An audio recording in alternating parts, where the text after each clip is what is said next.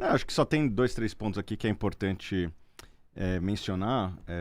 O Richard, ele citou um cenário catastrófico de grande destruição e apropriação São do dados trabalho. concretos. E apropriação do trabalho do empreendedor, né? Não estou falando de apropriação, estou falando da perda do poder aquisitivo de todos, não só do empreendedor. É, do não, trabalhador e empreendedor. é um bom ponto. E Se quiser, você entra no site Não, do eu CPI, que Calculator do Fed ou do Banco Central, que tem uma calculadora de inflação lá de Sim, preço. sim. Quando você falou, não te interrompi, eu Não, gostaria tá bom. só que, assim, Tá senão bom, a gente ok. vai atrapalhar a linha de raciocínio. E assim, Tá bom. você recomendou que eu entrasse num site. Você pode entrar num outro site chamado Google e digitar Dow Jones ou SP500 ou Nasdaq, que você vai ver que o trabalho do empreendedor nunca foi tão valorizado. Essas ações, no momento que a gente fala, estão na máxima. Vamos comparar as performances daqui a pouco. E as ações brasileiras, que você é crítico, por incrível Eu que pareça... não sou crítico. Por incrível que pareça... Tá colocando palavras na minha boca, né? Eu nem falei de Dow Jones, não falei de ações críticas do Brasil. Vamos deixar o Thiago Reis Tá bom, vou deixar ele concluir, falar. aí depois... Tá bom, Ah, tá bom, depois eu eu pensava que era um debate e se é um monólogo, Richard, por favor, você pode Tá bom, pode dominar. falar, Vai lá, Fala, Thiago, não. tá com a palavra. Deixa ele concluir. Depois o Richard fala. A Bolsa Brasileira ela rendeu 10% ao ano em dólares, que foi um bom retorno ao longo dos últimos 50 anos, quando o Bovespa foi criado em 1968. Ou seja, foi um bom retorno, 10% ao ano, inflação do dólar, sei lá, 2, 3% ao ano, 7% real. Eu acredito que é uma bela remuneração para o capital de quem está tomando risco. Tá, então vamos colocar aqui algumas performances, né? Que ele citou num podcast desde janeiro de 2020, que a B3 poderia ter superado. Não, vamos lá. Eu acho que aqui é importante você pegar a minha frase corretamente.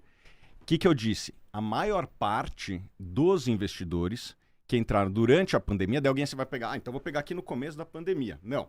Não estou pegando no começo da pandemia, janeiro de 2020. Exatamente, Você começo da falou 2020. pandemia. Não. Tá bom, Falei, então eu depois falei eu faço pandemia. outro recorte, então. Você pode pegar lá, você vai ver que eu falei pandemia. Posso falar, então, E, esse ou não?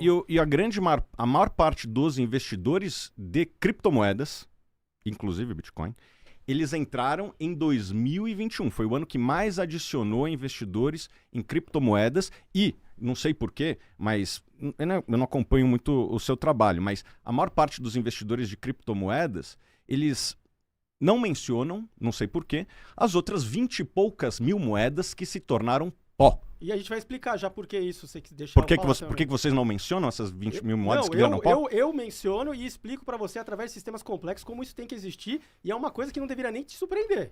Bom, 20 mil moedas Se você viraram ficar pó. surpreso com isso, mostra que você tem 20 mil conhecimento de moedas sistemas viraram complexos. pó e mesmo os investidores da criptomoeda que teve algum destaque, que no caso é o Bitcoin, muitos deles também perderam com golpes, né? A Bryce Company, talvez vocês se lembrem dela, né? Alguém pode falar, não tem nada a ver.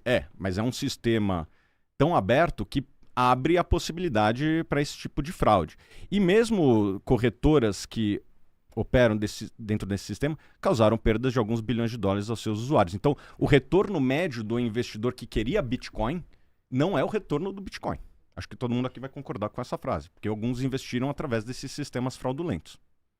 Tá, qual performance eu começo? Desde 2020 ou vocês querem do acumulado do ano? Não, a mediana dos investidores, do ponto Tá, médio dos Em investidores. primeiro lugar, concordo com o Thiago na parte que ele fala também que é importante a gente olhar o retorno ajustado ao risco.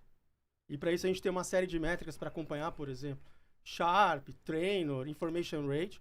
E você tem o Sortino. O Sortino é legal também porque ele considera o desvio padrão justamente dos drawdowns, né, dos retornos negativos. E o Bitcoin, todas as janelas ali, ele deu um banho na última década em retorno ajustado ao risco de todo mundo. Sim, mas ninguém pegou esse período. O quê? Assim, quantos investidores investiam 10 anos atrás? Eu diria que Thiago, é 2, 3%. A gente tem que ser sincero aqui. Thiago, então vamos ser sinceros. Em 2018, no evento do Thiago Nigro, 1.000 a 1.000.000, que não foi nem aquele grande, foi o menor. Tá bom. Você me perguntou do Bitcoin lá no painel e eu te falei, olha, compra, é uma boa, etc. Aí você falou, eu não compro peça de Lego. O Bitcoin tava 25 mil reais. Então, vamos lá. Janeiro de 2020 até ontem, vai? Vamos começar. Vamos pegar o investidor médio de Bitcoin. Aquele cara que entrou... Eu posso falar performance ou não? Eu vou falar performance. Ah, você vai falar desde o começo. Vamos pegar a Apple desde o começo. Desde o então... começo. 2020 não é o começo. Eu recomendo o Bitcoin desde o final de 2018, começo de 2019 a 13 mil reais. Eu não tô falando, eu tô pegando 2020. Você Se eu fosse tá pegar, pegando... por exemplo, o meu assinante médio, o cara entrou 40 mil reais, o cara ficou milionário. Beleza, eu vou ficar me gabando, fazendo marketing. Não, o que me interessa é transformar a vida das pessoas. Agora sim, eu peguei um ponto que é, falaram, desde janeiro de 2020, no começo de 2020, entrou muita gente no Bitcoin. Aí eu fui curioso, fui ver a performance. Eu não posso falar a performance? Fiquei curioso. Você Qual a pode palavra, Richard? Você pode escolher a janela que você quiser e pegar a performance Não, então vamos adequada. lá, vai. Podemos pegar nos últimos 3 anos também.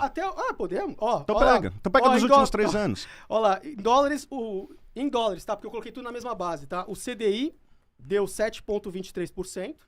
Isso de 20 pra cá. 2020 pra cá. O Ibovespa, em dólares, no período, menos 13,31%. O índice de fundos imobiliários, Total Return, né, que é o IFIX, menos 22%. O SP500, ele deu 86,8%. A Nasdaq deu 107,1%. O ouro deu 66,85%. E o Bitcoin deu mais 743%. Tá, mas tudo bem, né? Vamos falar no acumulado do ano, tá? No ano, a performance em dólares, mesmo com o Ibovespa na máxima, que é a tal da ilusão monetária. Ibovespa, menos 7,1%. IFIX, menos 7,34%. CDI, menos 3,15%. SP500, mais 17,7%. Nasdaq, mais 19,2%. Bitcoin, mais 43,48%. Então, assim, é a performance, não é? Mas, assim, ajustada ao risco é a forma mais apropriada da gente olhar. Assim, e olhar diversas janelas, que é esse estudo que a gente fez já do retorno ajustado ao risco, pega isso. Ninguém tá falando que, por investir em tá exposto ao Bitcoin, você tem que ignorar todas as outras classes de ativo. Você não tem que brigar com as outras classes de ativo. Pelo contrário, tem coisas muito boas mesmo, eu concordo. Você tem que ter um portfólio balanceado e equilibrado para carregar essas assimetrias. Porque você tem uma certa volatilidade, apesar de ser uma reserva de valor. Aí tem a questão, né? E o ouro, né? Será que o ouro tem drawdowns, né? Vou passar a palavra para Sim. Sim, o Richard ele fez um trabalho muito interessante. Ele pegou a janela que ele quis. Peguei a janela que você falou ele no pegou a moeda passado. que ele quis. O que a gente pode, o que eu sugeriria, assim, e você tem várias certificações, é pegar aleatoriamente uma das 20 mil moedas em um período aleatório. Mas né? por que eu vou pegar umas moedas que Bom, então você pode não tem continuar fazendo esse fundamento. cherry picking aí que você quiser e tal. E daí a gente vai ficar nessa brincadeira de selecionar então, datas. Eu peguei exatamente o período que você falou pra Senhores, pegar. Não. Peraí, senhores, até um tema que chegou aqui no chat, acho que vale a pena até pra esclarecer. O Thiago falou das 20 mil moedas que viraram pó.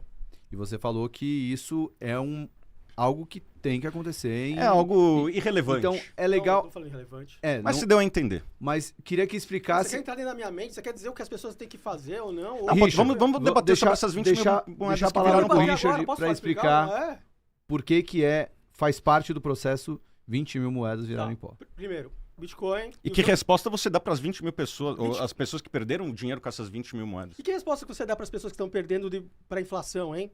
Pro Ibovespa, pro fundo imobiliário, não é? Vamos se ater a invista direito. pergunta inicial, depois a gente entra na treta. A pergunta inicial, não tem Richard. treta, pô. São dados concretos. Depois você falou que até as moedas estatais não estão perdendo valor, eu fiquei até espantado, pô. Até lá eu tava tranquilo, pô. Mas na hora que fala isso, é só o cara ir sair na rua, ir no supermercado, ver o custo de vida. Mas ninguém tá falando que não tem inflação no mundo. Inflação existe. Isso é bom? Não, tô dizendo que é bom. Inflação existe, eu só tô questionando se essa é a solução. Tá. Pessoal, existe inflação no mundo, portanto vocês precisam comprar a moeda que eu tenho aqui na minha e-wallet, sei lá.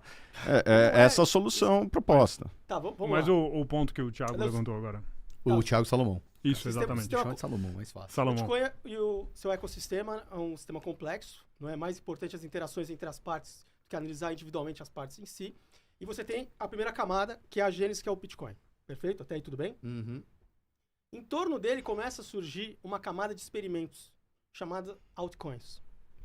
A partir daí, o Bitcoin começa a ter uma característica e uma vantagem que chama convexidade natural de longo prazo, porque ele não precisa mais se arriscar a fazer experimentos, porque a inovação tecnológica é isso. Ele assiste o que está acontecendo naquele tiroteio das altcoins, muitas, e a maioria vai dar errado, como a gente vê no mundo de startups, de empresas, e na própria natureza, a gente vai chegar lá também. Por isso que para Bitcoin você tem que ter domínio de matemática, que você vai estudar teoria dos jogos, biologia, economia, enfim.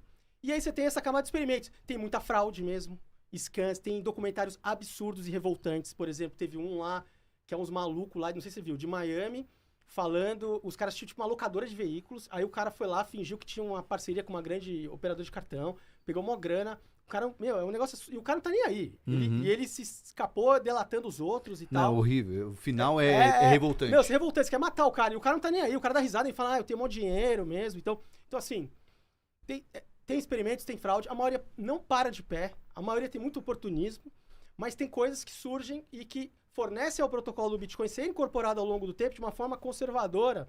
Então você tem interação entre essas duas camadas ao longo do tempo. Então, assim, essa camada de experimentos é um tiroteio. É a pessoa achar que lá, não, eu vou comprar e segurar para sempre, ou vou achar, ou uma coisa absurda, falar um novo Bitcoin, algo que vai superar. O Bitcoin é o Bitcoin, ele não tem nada a ver. Né? Ele é totalmente diferente dessa outra camada de altcoins. E que viram pó, desaparecem. Teve uma lá que é o... então, é esse mesmo, né? Os caras inventaram o CEO, pegando uma foto no Google, e aí, depois, quando começaram a pressionar para aparecer o CEO, os caras falaram, não, infelizmente, no dia da live, o CEO faleceu num acidente de carro. Tinha umas coisas assim, né? E o CEO era uma pessoa exemplo, desconexa voltando da mais pra realidade. trás, 2017, a gente teve uma farra chamada de ICOs, também, que foi uma coisa assim que... absurda. Então, assim, só pro pessoal que tá aqui, é Criptofraude o nome desse documentário, tá? Tava no Netflix, não sei se ainda tá. É revoltante. Então você tem uma camada, essa camada de experimento. Isso acontece na natureza. A natureza, ela não tem uma centralização e algo que já está pronto. Ela vai evoluindo. Então ela é descentralizada, revendo os seus passos a cada etapa. E você tem várias características, por exemplo, no próprio Bitcoin, e que são de sistemas naturais, que são, por exemplo, os próprios forks, né? Quando você tem ali, né, não tem um consenso na comunidade e aí vira outra moeda e etc. Na natureza você tem várias espécies concorrendo simultaneamente. Porque a grande questão é a questão da adoção, né? Não está nas nossas mãos, né? É uma coisa que já não tem mais controle. São as pessoas, e principalmente tem um componente geracional muito forte. Que as pessoas... Surge uma resposta de 2008 que as pessoas cansaram de ver, por exemplo, o sistema financeiro tradicional aprontando, fazendo alavancagem, 1001, e de repente dá um problema, aí vamos socializar os prejuízos, vamos fazer o contribuinte, não é, ter que assumir isso, vamos ver a destruição do poder de compra da moeda. Então, e não é resultado só de agora, é uma tecnologia que já veio há quase 40 anos sendo desenvolvida. Então você pega toda a linha do tempo, tudo que foi sendo utilizado para chegar no Bitcoin, não é? É fruto, né, de décadas, não é? De evolução tecnológica. E é um sistema com um arranjo matemático, assim, brilhante. Por exemplo, quem estuda a teoria dos jogos, para você ver os incentivos que você tem para trabalhar a favor da rede, estou falando de Bitcoin, tá vendo? Não estou falando de altcoins. Do que você trabalhar contra, não é? A rede. O próprio halve, que corta a recompensa pela metade dos mineradores, ele tem uma conexão com a chamada lei de Moore, que mais ou menos a cada 2 anos você tem o dobro você aumenta em dobro a força computacional. Então é uma maneira de você conseguir, não é, que a mineração ainda fique viável economicamente e ao mesmo tempo force os caras a buscarem inovações tecnológicas e não fiquem sucateados. Imagina tudo isso num protocolo. Desde o início, desde a origem. E aí você tem essa camada de altcoins. Altcoins, tem um grupo dentro da própria comunidade cripto, os maximalistas, que eles acham que as altcoins não deveriam nem existir. Deveria só existir o Bitcoin. Só que os princípios do Bitcoin é um princípio de liberdade, sabe? É algo, né, para você enfrentar, principalmente no mundo que a gente vive hoje, que começa de 2008, que fica esquisito, que começa uma onda de desglobalização, começa uma tensão, os perdedores do processo de globalização começam a se revoltar. Então, por exemplo, hoje a gente tem várias coisas, conflitos parando no ar, e uma coisa também, por exemplo, as CBDCs, não é? Você acha legal, tipo, você tá lá, os caras bloqueiam o seu dinheiro e acabou. O Bitcoin é isso, é para enfrentar também a censura. Ele não quer saber quem somos nós, qual é o nosso gênero, não é? Quem... É uma ação também não. Uma ação também não? É uma ação do Banco do Brasil, não liga se eu sou qualquer um pode comprar, qualquer um. Então você tem que estudar, então, o que está acontecendo lá na África envolvendo o Bitcoin, não é? Em comunidades que estão totalmente fora do sistema financeiro tradicional, que não tem como proteger, né, o seu patrimônio, fazer as suas remessas, e graças ao Bitcoin que elas estão conseguindo isso. Então, passar para não ficar falando tanto. Acho que aí tem um ponto do Thiago sobre Foram tantos pontos, e eu acho que o que mais marcou aqui é Bitcoin, é liberdade. Para mim, existem várias liberdades no mundo, e uma delas é a liberdade financeira, e eu acho que o melhor caminho é os dividendos, é receber uma renda de ativos como esse que eu citei, ações ou fundos imobiliários. E no caso das criptomoedas, e eu boto todas aí, não existe liberdade, porque você precisa que alguém pague um preço maior do que você comprou para ter essa renda para pagar. Porque assim, a gente quer comer um sanduíche aqui embaixo, a contraparte ela quer um dinheiro. Pode até que algum dia aceite criptomoedas. Mas se a moeda que você tem, o valor dela necessita que alguém pague mais caro, isso para mim não é liberdade. Liberdade é ter um fluxo de caixa vindo desses ativos.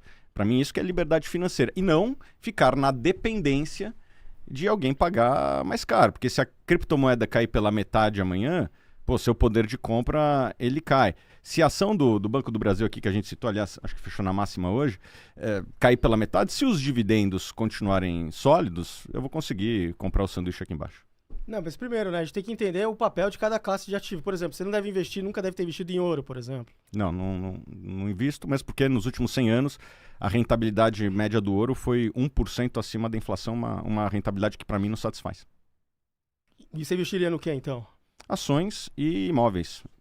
Prata nunca investiu também? Também não. Bitcoin também não? Também não. Nunca teve uma wallet? Não, tenho aqui a wallet da Apple aqui no meu celular. Não, mas e como é que você critica algo que você então nem vivenciou, pelo menos? Não muda muito minha vida, assim, quando eu invisto, eu quero que eu tenha mais recursos nos anos subsequentes. E para mim, a única forma de você ganhar é se esse ativo produz alguma riqueza. Significa que não tenha valor esta caneca? Eu acho que se o Salomão botar aqui para vender, o pessoal vai comprar e vai pagar caro, né? Sobretudo se for um item colecionável, tem um valor. Mas na hora que eu invisto, eu busco não depender do preço que a pessoa vai querer pagar nessa caneca. Ainda mais investindo no Brasil, a gente nunca sabe quando as janelas vão existir. Então você tem que partir do princípio que eventualmente não tem uma saída de um evento de liquidez daqui 1, 2 anos ou 10 anos. Você tem que partir do princípio que a janela pode estar fechada. Já que a janela pode estar fechada, e não só no Brasil, no mundo, como você bem falou, é importante que este ativo tenha uma solidez e que gere caixa para que eu receba dividendos ou tenha um eventual programa de recompra e minha participação aumente ao longo do caminho. Eu não vejo este atributo no Bitcoin. E se a gente for voltar aqui para a história da humanidade, a riqueza foi sempre criada em ativos com essa característica. Podemos pegar a lista da Forbes aqui, as 10 Você não maiores pega a fortunas... lista da Forbes de 1987, sabe quem estava na liderança, adivinha? A maioria era do Japão.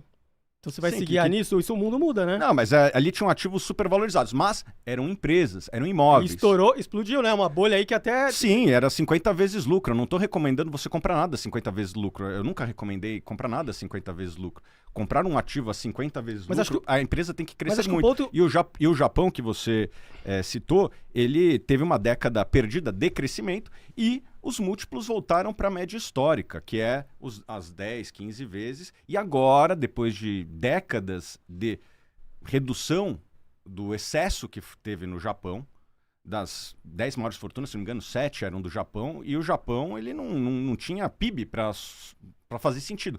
Era uma bolha. Bolhas acontecem também em empresas, exageros também acontecem em empresas. Você citou ICOs, tem IPOs de empresas que não são bem sucedidas, né? Isso acontece no ambiente empresarial. Mas na hora que você vai ver a média do retorno das ações no mundo, não só no Brasil, é um retorno que eu acho que premia o risco do investidor. 7% ao ano, mais inflação. Esse foi o retorno dos Estados Unidos, foi um retorno até um pouquinho maior no Brasil.